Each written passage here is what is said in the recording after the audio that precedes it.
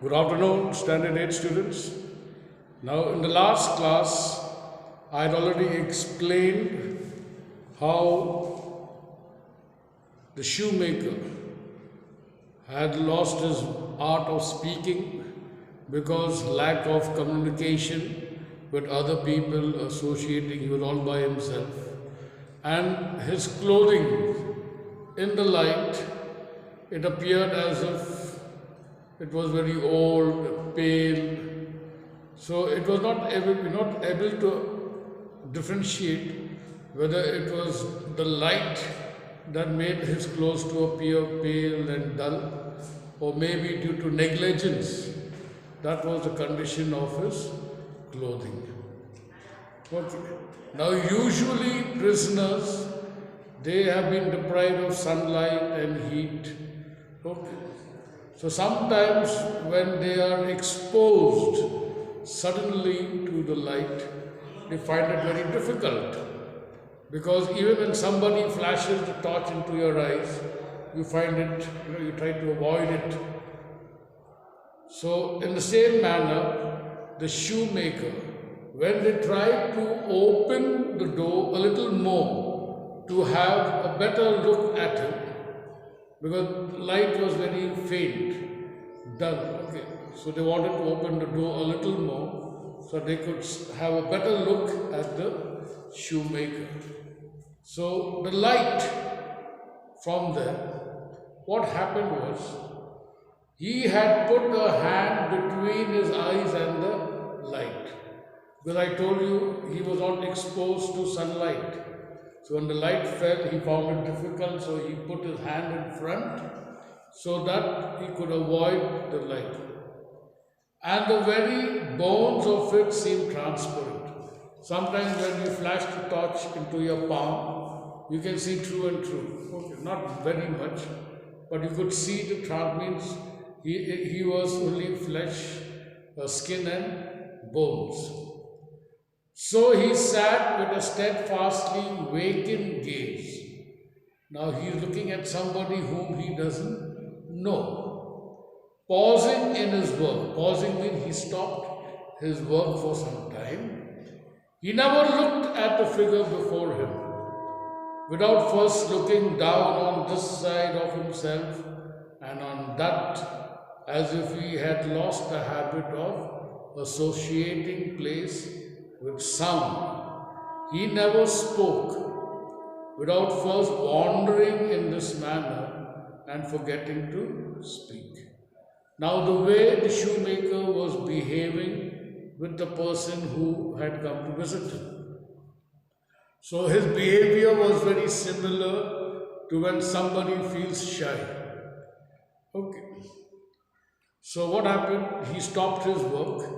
Then he was looking at the side of himself. Then he was looking at this side. Then he was looking at the ground. Then he was looking up at the person who is talking to him. Now this behavior showed that he was not used to associating with people. So he's finding himself a bit odd and he is not able to differentiate between the figure and the sound. Now when I'm speaking from here, a person knows exactly where the sound is coming from. Okay, but for him, it were like two different things. The figure standing and the sound was coming. He was not able to recollect, or he was not able to recall any kind of past incidents, or recall whether he had met people like this before in his life. And the saddest part is, when he was trying to recollect, when he was trying to recall, he was trying his best to speak. Now, since he had lost the practice of speaking, okay, words were also not coming out from his mouth, as if he had forgotten to speak. Mr. Lorry came silently forward. Now, Mr. Lorry is one of the visitors who had come to meet the shoemaker, leaving Lucy, the shoemaker's daughter. Now, what happened? He had come along with Lucy. That is Mr. Lorry. First, we had Monsieur Defarge, who met the shoemaker. Now, Mr. Lorry, he had come forward to meet the shoemaker, leaving Lucy, the shoemaker's daughter, by the door. When he had stood for a minute or two by the side of Defarge, the shoemaker looked up. Now, when the shoemaker looked up, he found there was not one person, there were two persons in front.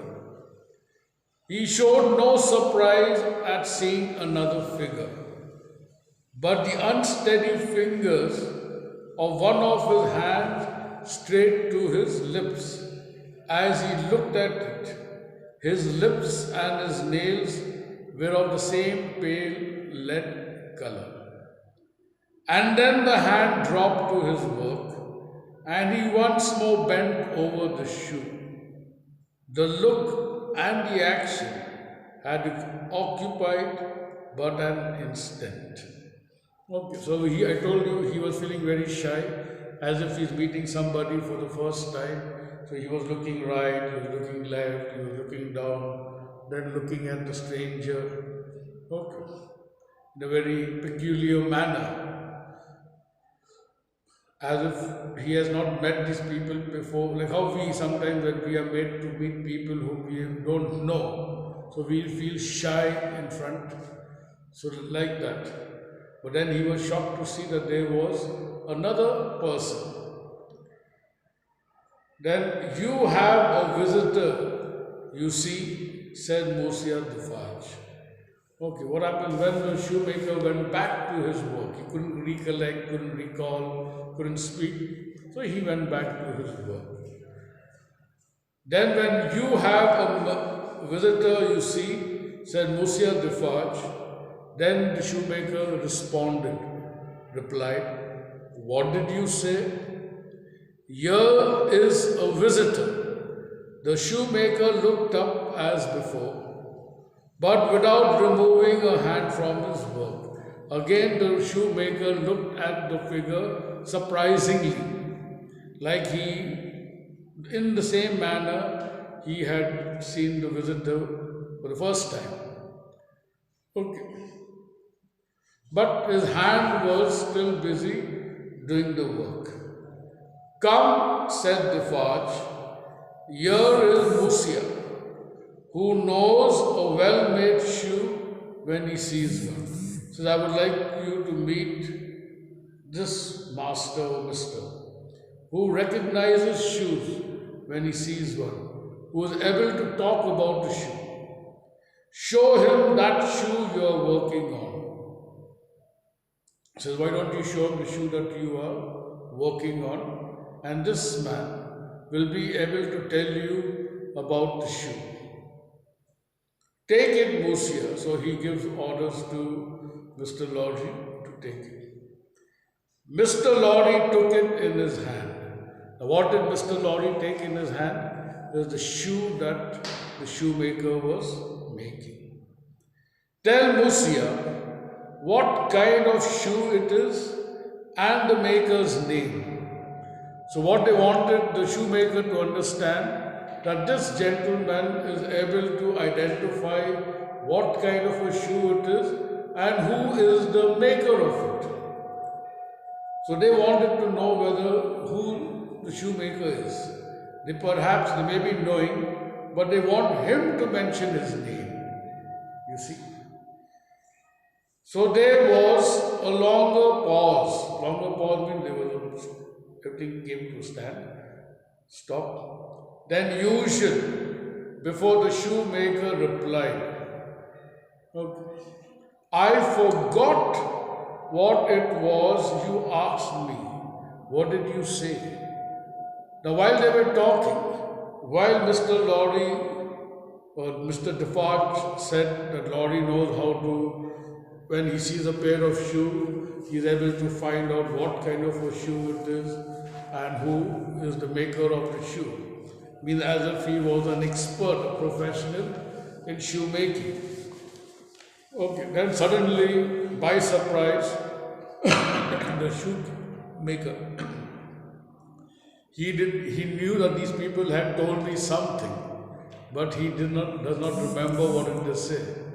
So then he asked them whether they have told him anything or not. I said, couldn't you describe the kind of shoe for Mosiah's information? What did I say was, can you describe the shoe that you are making for his information? It is a lady's shoe. It is a young lady's walking shoe. It is in the present mode, means it is now still under making. I never saw the mode. So this pattern here, I never saw the mode, I have not seen this pattern. I have had a pattern in my hand. He glanced at the shoe with some little passing touch of pride. So he looked at the shoe and very proudly, he's talking about it's a lady's shoe, it's a lady's walking shoe. And he says, I never had this design or pattern earlier. It just came naturally. And very proudly he's holding the shoe. And the maker's name, said the Fudge. And what is the maker's name? Who is the maker of the shoe?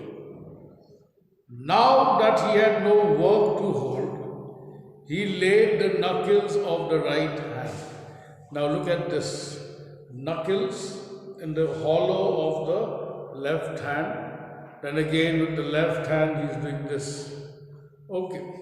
Now people perform this action when they are nervous or when they are confused or when they are in the middle of new people and they don't know how to react. Now they asked him about the maker of the shoe. Now he was confused. Maybe perhaps he does not remember his own name. And then the knuckles of the left hand in the hollow of the right, and then passed a hand across his bearded chin, and so on in regular changes, without a moment's intermission. The task of recalling him from the vagrancy into which he always sank when he had spoken was like recalling some very weak person from a swoon, or endeavoring in the hope of some disclosure to stay the spirit of a fast dying man. Now the way the shoemaker reacted. Okay, so that action was compared to a person who has fainted and is about to come around to consciousness, then again he faints. Okay, because due to weakness or whatever may be the problem. In a similar manner, the shoemaker would try his best to recall or recollect. Okay, and each time he tried, then suddenly he ran short or he lost his memory. So every time this was, and then he would get back to his work in making shoes. Okay. Now I have already sent the question and answers in your group. Please write and learn them till I give you further more work. Thank you.